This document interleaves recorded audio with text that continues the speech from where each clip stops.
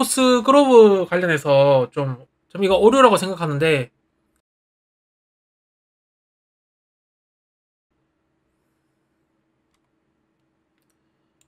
이제, 한님님께 좀 몇 가지 질문을 드리고 싶은 게 있습니다.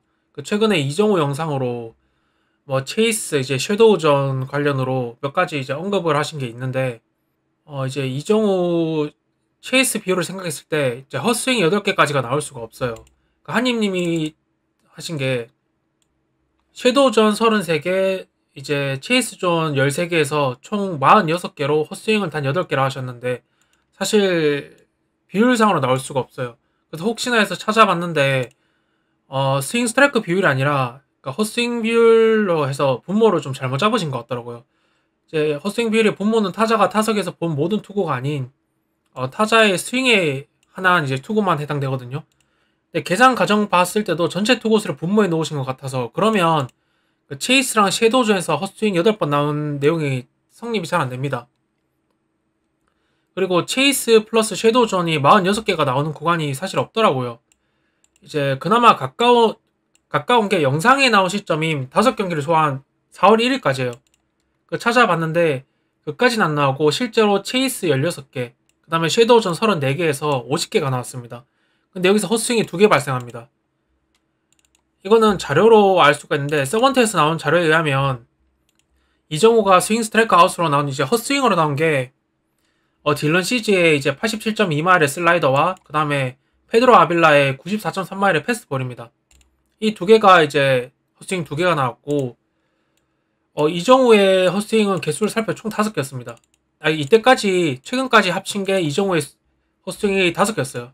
그러니까 이제 8개가 나오지 않는 거죠.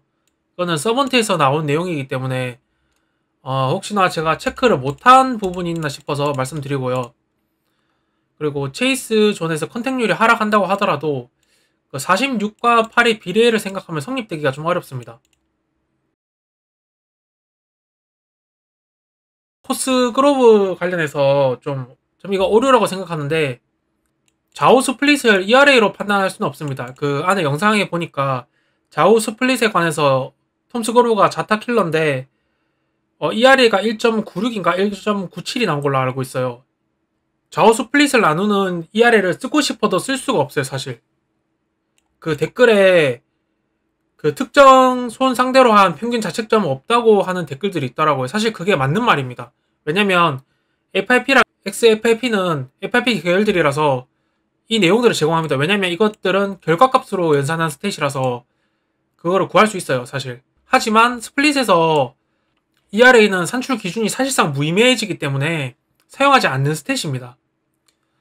자, 팬그래프에서 이런 말 합니다. 그러니까 좌우 스플릿 스탯에 관해서 stats from the base pace will be ignored. 이 말이 뭐냐면, 제가 시청자분들은 제가 이제 발음이 안 좋으니까 좀 이해해 주시길 바라고, 경로 의존성을 무시한다는 얘기입니다. 이 간단하게 설명하면 경로 의존성을 무시한다는 얘기고, 자책점에 대한 개념 자체가 의미가 없어진다는 얘기입니다. 즉 스플릿 방어율에 대한 의미가 없어진다는 소리고, 쓰지 말라는 얘기가 같아요. 혹시나 이것을 모르고 스플릿에 나오는 ERA를 설명용으로 쓸까봐 팬그래프에서 친절하게 설명을 해준 상태입니다. 이런 식으로.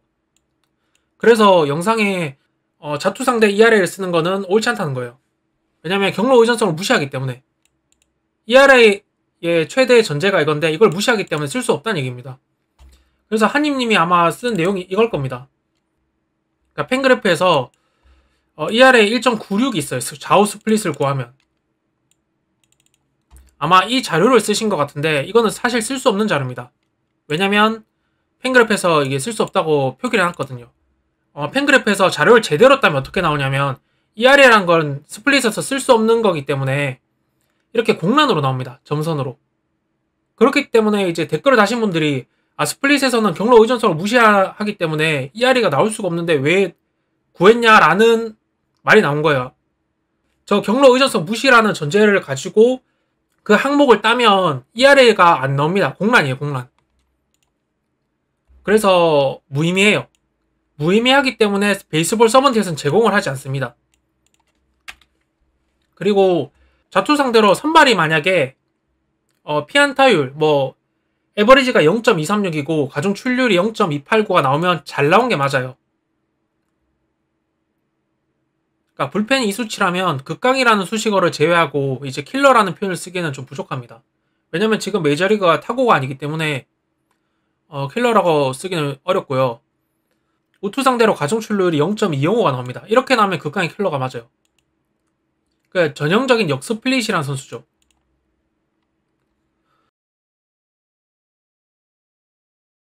물어보고 싶은 내용이 있습니다. 영상에서 제가 그때 생방송에서 물어봤거든요.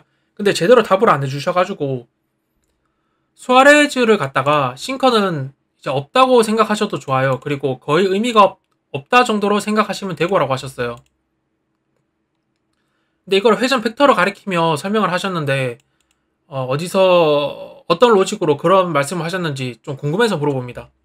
그러니까 제가 가진 지식선에서는 수아레즈의 싱커는 메이저를 통틀어서 이질적인 형태입니다. 형태 자체가 이질적으로 날아가고 거기에 스토퍼까지 갖춘 형태예요. 회전 벡터에서 싱커가 없다고 볼 만한 요소는 도저히 찾을 수가 없거든요. 이게 회전 벡터인데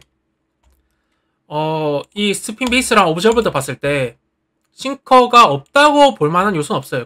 그리고 싱커 기반으로 나머지 구종이 맞춰져 있어요. 싱커 기반으로 해서 나머지 두 구종이 여기에 맞춰져 있어요. 그렇기 때문에 싱커가 메인이고 나머지가 거들어주는 느낌입니다. 그래서 이제 제가 묻고 싶은 거는 유튜버들 중에서는 이제 스핀 다이렉션을 볼 줄 아는 편이라고 생각하는 편입니다. 개인적으로. 당연히 이현우 해설위원님이나 도상현 기자님만큼은 제가 볼 줄 모르겠지만 일반 유튜버들 중에서는 괜찮게 보는 편이라 생각하고 있어요. 제가. 그래서 혹시 제가 챙기지 못한 부분 이제 세부적인 내용이 있나 아니면 더 나아가서 한님님이 보시는 부분이 있나 제가 궁금해서 물어봅니다. 이것도 약간 양해를 구해야 될 것 같은데 시청자분께서 저한테 영상에서 댓글을 달으셨는데 한님님께서 고호석 스위퍼를 달아야 한다고 하는데 되나요? 그리고 되면 왜 되는지 안 되면 왜 안 되는지 영상으로 만들어 달라고 하셨어요. 진짜 이런 말씀을 하지 않으셨는데 제가 영상을 만들어 버리면 신뢰되는 일이기 때문에 진짜 이렇게 말씀하셨으면 아 나는 말했다 난 뭐 이런 생각이 있다 정도 말씀하시면 되고 아 오셨네. 그 라이브 때 본 적 있으시죠? 제가 질문한 거 맞죠? 그때 이거 답을 안 해주신 거 기억하시죠? 그때 한님님이 답 안 해주고 넘어가신 거 기억하시죠? 그 한님님께서 진짜 이런 말씀을 하셨으면 이제 하셨다 하시면 되고 그 안 하셨는데 제가 이런 영상을 만들면 굉장히 신뢰되는 일이기 때문에 이렇게 문의를 드립니다.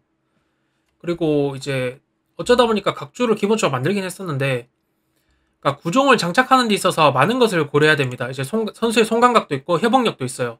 그러니까 그 선수의 하드웨어적인 방향성이 있어요.